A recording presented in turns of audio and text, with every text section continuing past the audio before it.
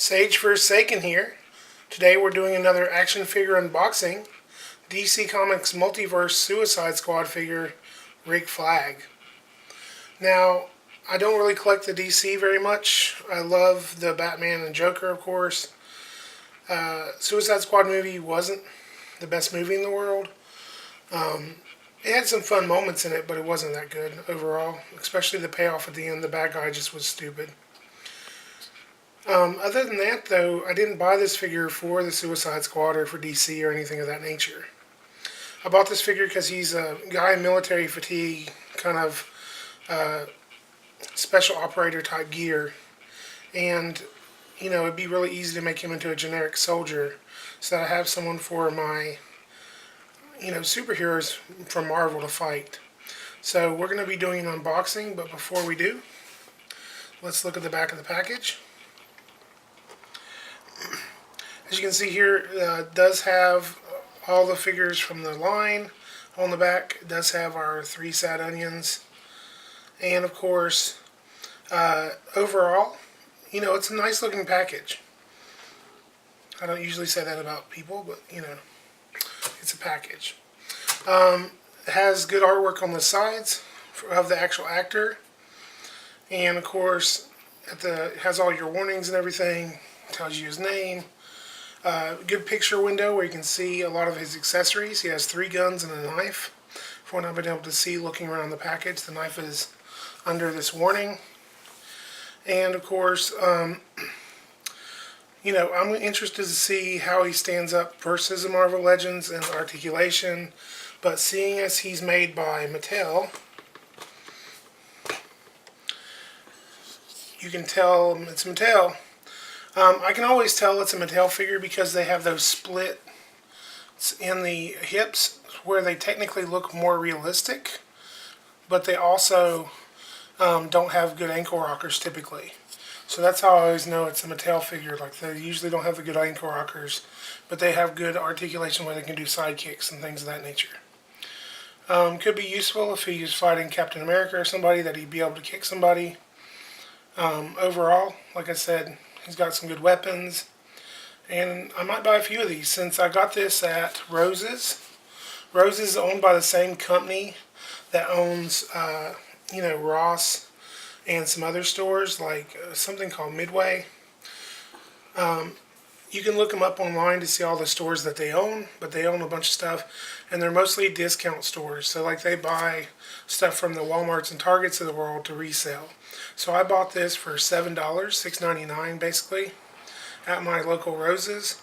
They had, at my local Rose's, Diablo, Boomerang, Katana, and, of course, Rick Flag.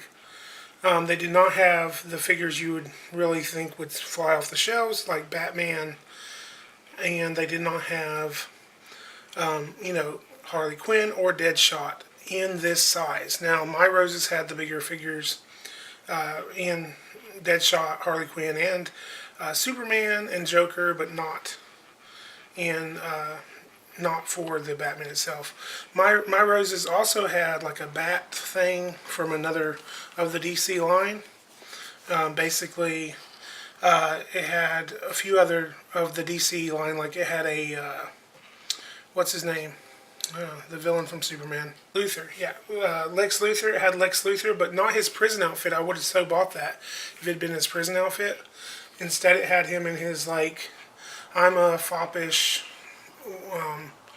dude outfit. I'm a douche, a rich douche outfit. Which, that's what he played in the movie.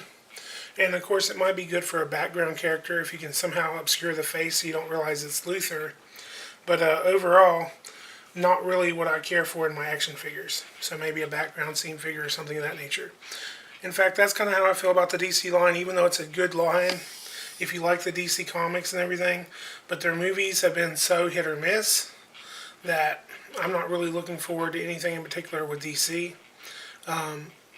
Let me know, besides Harley Quinn, who your favorite character was. I'm sure there's tons of people who think Harley Quinn's their favorite character from the movie. Okay, so Rick Flag now out of the package. We're going to talk about accessories first. He has a grenade launcher that he comes with. And the grenade launcher, you know, it's a little bigger than his regular rifle, but it does have the two handles on there, which I have a feeling, based on the trouble I had getting the rifle in the hand, that this may actually be the gun you pose him with, because he has two handles to grip onto. He does come with this attack vest that goes over and hides his ab crunch, which I like pretty good. It's got a knife sheath right here, so you can see he has a little knife that does come loose, and down below he does have a pistol holster that has a pistol. So basically he comes with a pistol, a rifle, a grenade launcher, and a knife, and most of that can be on the figure as he is. So in other words, you don't have to worry about losing the knife because you keep it on the figure. I like the general look. It does look a lot like the actor did in the movie, though he looked like a douche in the movie, so that's not really a good thing unless you want to shoot him. So since my guys will be hitting him with a shield in the face or something of that nature, not so bad. The next thing we're going to look at is articulation. The figure does have a cut here so that the head will turn separate from the neck peg. So you get really good action. He can turn his head really far to his shoulder, one way or the other. I mean, yeah, you can turn him all the way around if you have to. If you want to show him with his neck broke or something. But there's no up and down on this head. There's no wiggle up and down like the other lines will have. So this figure, it's like every time it gives you something, it takes something away. So since the head doesn't have as cool action, this shoulder, of course, comes up to the 90 degrees, goes all the way around, you know, on both arms. And so since it gave us such good articulation in the shoulders, if they then have to take away articulation, only have one single joint on the arms. Now, these arms are pretty stiff to turn, so they're only giving us a single joint here, meaning that you kind of are limited in what you can do there.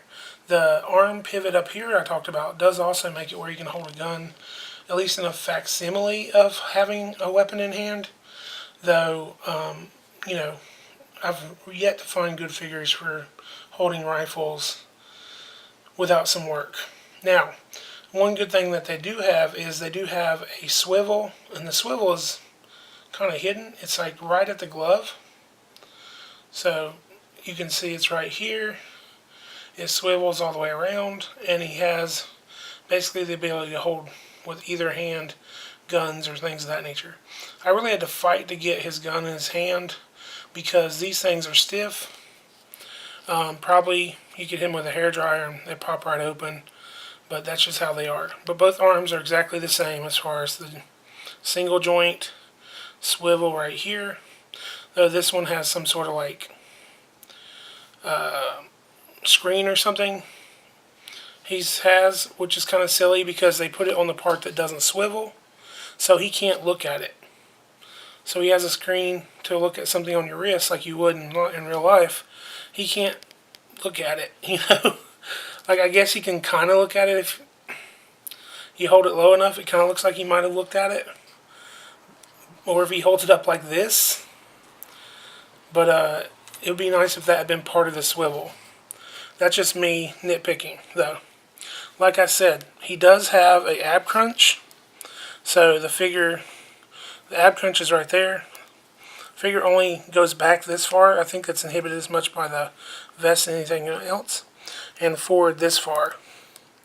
So the ab crunch isn't doing a lot, but it might just be because this vest is in the way. Nope, it's stopping at the same spot even when I lifted the vest. So it's not a very big ab crunch, but therefore it gives us a waist swivel too. Not many figures have a waist swivel and an ab crunch that I've seen. So I like that it has both. So he can like really kind of get his matrix on and look like he's trying to dodge something. Now, put this back down, put it out of the way. On the sides, I did mention that he has the side cut, so his legs will do like a split kind of. Which is good because it means that they can make it look pretty good without sacrificing much in the way of articulation compared to a ball joint. But the ball joint I think is superior because he can only kick up like that far. And for some reason he can kick way back. If you need a field kicker, I guess this is your guy. So he can kick and side kick. And of course the other leg is the same way. Going all the way back. Now this leg at the knee, it's a single bend again. And this one's not quite 90 degrees, you can tell. So you have the same situation you've had with a lot of these Mattel figures. They're good articulation, like they have this swivel here, so you can get some different poses and stuff. But they also have limits, like they don't have the, even though that's sculpted, it looks like it go more, you really have to fight it to go any further than the like not quite 90 degrees. And then you have the ankle pivot, the same thing. Basically, there's no more pivot down below this knee.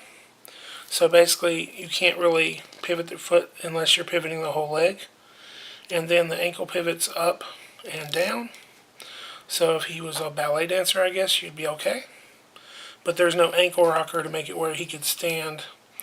Like, you know how on my Rogue video, if you look at my Marvel Legends Rogue video, I have her stand on one foot. That would be more difficult to do with this figure because there's no ankle rocker where you can kind of make it balance. I'm sure there would be a way to do it, but it'd be a lot harder. So that's the articulation. Let me look at the back of the figure. We haven't really looked at it much. The back of the figure, his vest continues to have some good detailing. He has like extra ammo clips and everything. It's a very good tactical look. I mean, if you're looking for a tactical figure, it's pretty good. And he has a pistol, like I said, goes in a clip there, holster, sorry. And his knife is painted black because, you know, that's what you do when you're killing people in the night. Look at this mess. You know, I told you how hard it was to get the gun in the hand? Well, the second gun was a little more problematic. It was so hard forcing the gun into the hand that I forced the hand off the figure. And this is a complete break. I'm going to have to either return this or fix it myself by putting a metal pin in it or something. Because this hand basically just snapped right off. And that's just because the hands were so rigid that I couldn't force the gun handles into them without using extra force. And I didn't, account for the fact that the cut was right there at the wrist. That caused the hand to snap off. So, something to be aware of with this figure, and maybe figures in the whole line, who knows. But as you can see, I can now either make a pirate or, he's a real war veteran. I don't know. But I probably can fix it. It's going to be a pain in the butt, though. Like I said, these things happen, and I hope you enjoyed my video. Let me know if you have broken a figure recently. Have a great day.